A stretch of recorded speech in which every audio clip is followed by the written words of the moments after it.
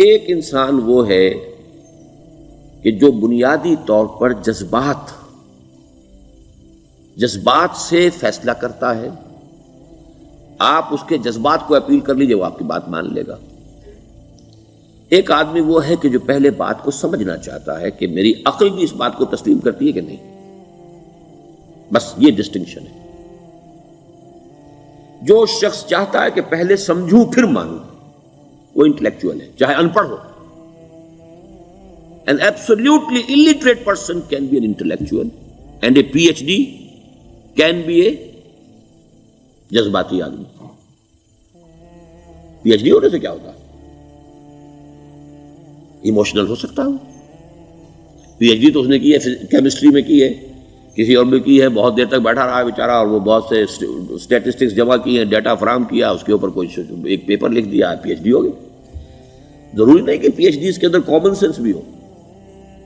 Common sense بہت بڑی rear sense ہوتی ہے. It's called common sense but rarely found. اسی طریقے سمجھ لیجئے الٹریٹ شخص بھی ہے، لیکن یہ کہ اگر اس کا مزاج ایسا ہے، اس کی ایک شخصیت ہے کہ وہ پہلے بات کہتا ہے، بات پہلے مجھے سمجھاؤ. وہ انٹلیکٹ سے یو کین اپروچ ہم تھرو ہز انٹلیکٹ. یو میں سے کہ اس کے جذباتی اسٹرکچر، اس کا ہارٹ، اس کے اور آپ کے درمیان اس کا انٹلیکٹ حائل ہے. You have to go through it. You can't reach his heart except through his intellect. ایک آدمی وہ ہوتا ہے جس کا یہاں کچھ ہے نہیں، کوئی نظریہ نہیں، کوئی خیال نہیں، نہ وہ عقل سے کوئی زیادہ سوچتا ہے، نہ کوئی.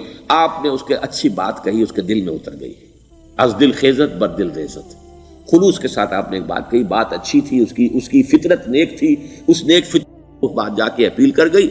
And he starts going with you.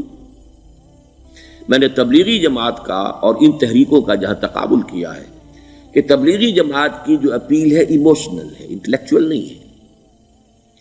وہ ایموشنلی اپروچ کرتے ہیں، اور جو ایموشنل پیپل ہیں وہ فوراً ریسپونڈ کرتے ہیں، پھر انہیں وہاں سے وہ اچک لیتے ہیں. نکلو اب اس ماحول سے، 3 دن کے لیے آؤ، 40 دن کے لیے آؤ، 4 مہینے کے لیے آؤ، جو بھی آؤ، 3 چلے لگاؤ، تاکہ ایک نئے ماحول میں لا کر ان کی جو ہے وہ ایک خاص قسم کی وہ ذہنی اور ان کی ایک مزاج کی ساخت بنا دی جائے. تو یہ کا طریقہ بہت صحیح ہے. It's very perfect. ان کی میتھڈالوجی میں کوئی لوپ ہول نہیں ہے، یہ میں آپ کو بتا دیتا ہوں. اس لیے کہ آج اس کے شخص کے دل میں ایک اچھا جذبہ ابھرا ہے، اور وہ کل ہو سکتا ہے نہ رہے. یو کیش، ابھی کیش لو، ان سے نقد لو، نکالو بھائی، وقت نکالو، نقد. اور ان کا بڑا پیارا جملہ ہے، گھر گئے تو گر گئے. بڑا پیارا جملہ، گھر گئے تو گر گئے. یعنی یہی وعدہ تو کر لو نا کہ بھائی ارادے تو کر لو.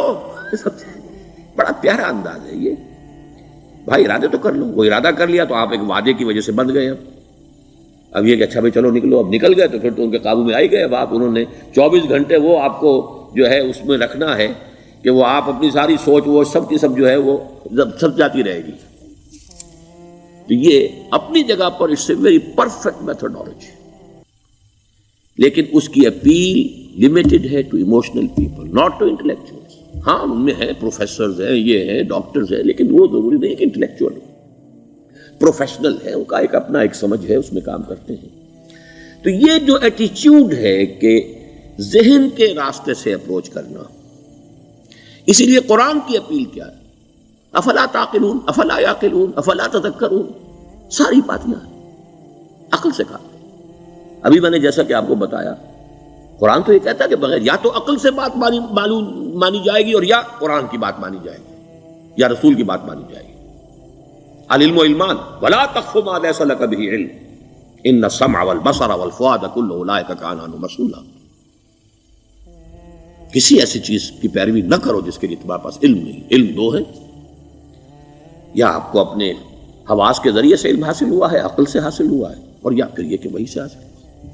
تو یہ ہے اصل میں کسی بھی انقلابی تحریک کے لیے جو پہلا نیوکلیس بنتا ہے وہ انٹلیکچوئلز کا ہوتا ہے.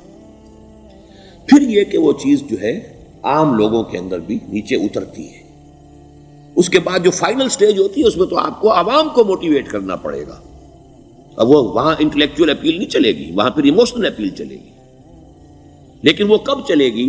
جبکہ ایک مضبوط جماعت ایسی پیدا ہو چکی ہو کہ جو سمجھ کر آئی ہو، علی وجہ البصیرت مان رہی ہو چل رہی ہو اپنی دونوں آنکھیں کھول کر چل رہی ہو، پھر ڈسپلنڈ ہو، پھر جو کچھ کہہ رہی ہے وہ کر بھی رہی ہو، ایسی مضبوط جماعت ہوگی تو ایک عوامی جو ہے کوئی تحریک اٹھا کر اسے کنٹرول کر سکتی ہے، اسے ایک ڈائریکشن کے اندر رکھ سکتی ہے، ورنہ عوامی تحریک کو کوئی کر سکتا ہے؟ عوامی تحریک خود بخود بھی دائیں بائیں کسی طرح بڑھ جائے گی، جوش اور جذبات کے اندر، تو پھر انسان جو ہے وہ پھر ادھر سے ادھر نکل جاتا ہے، پھر وہ حد اعتدال پر نہیں رہتا۔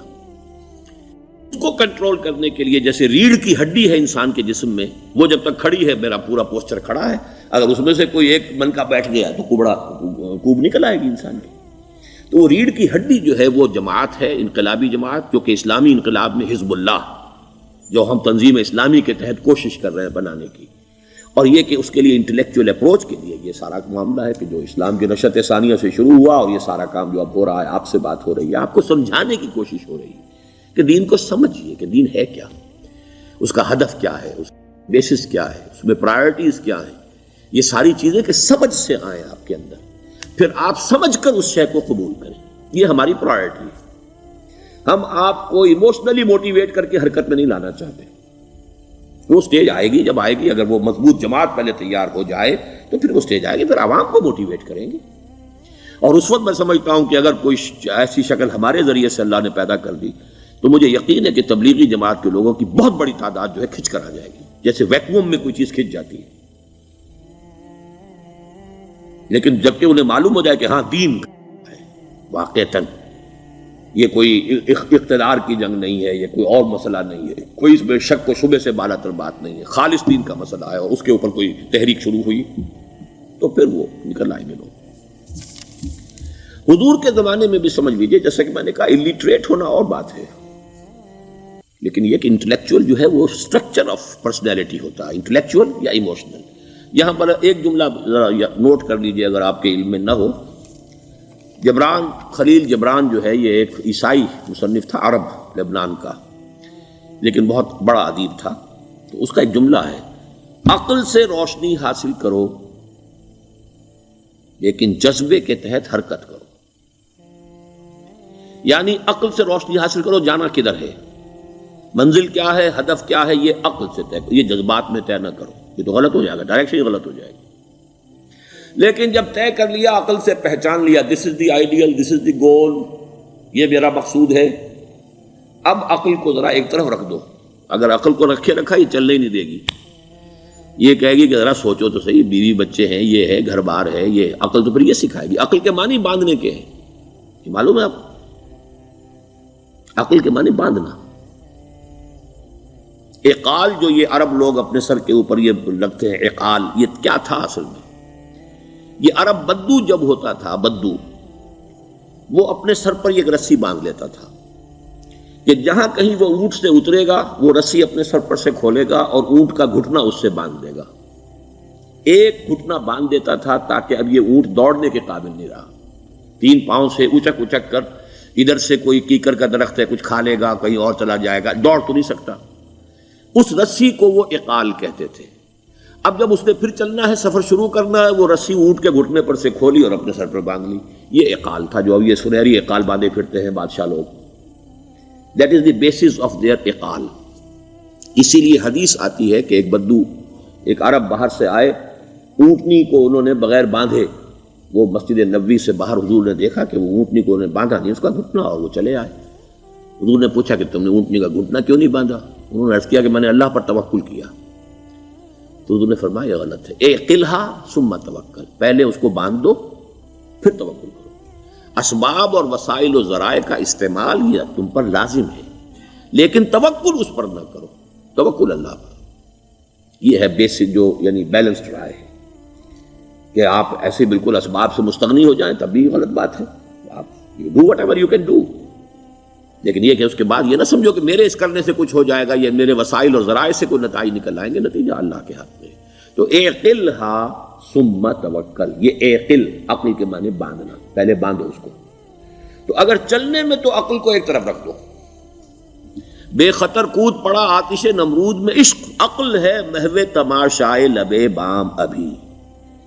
عقل تو نہیں اجازت دے سکتی تھی حضرت ابراہیم کو کہ کود جاؤ آگ میں، عقل تو یہی کہتی نا کہ بابا جان خامخواہ دینی ہے، اگر تم اپنے آپ کو بچا لو گے، اس وقت کوئی ہیلا کر لو، کوئی تھوڑا سا نمرود کی خوشامد کر لو، چھوڑ دے تو پھر اس کے بعد توحید کی دعوت دینا. لیکن یہ کہ زندگی ختم ہو گئی تو توحید کی دعوت کون دے گا؟ عقل تو یہ سکھاتی نا، پٹی پڑھاتی. لیکن بے خطر کود پڑا آتش نمرود میں، عشق عقل ہے محو تماشائے لبے بام ابھی. عقل تو وہیں بیٹھی دیکھ رہی ہے کہ یہ کیا کیا اس نے، یہ جمپڈ، یہ شوڈ ناٹ ہیو جمپڈ. تو عقل سے روشنی حاصل کرو، ڈائریکشن کیا ہے، گول کیا ہے، جانا کیا ہے، یہ طے کرو عقل سے. اس میں جذبات کو دخل نہ آنے دو، اور جب چلنا ہے تو اب عقل کو طے کر کے رکھ دو، اور اب جذبے کے تحت حرکت کرو. بہت عمدہ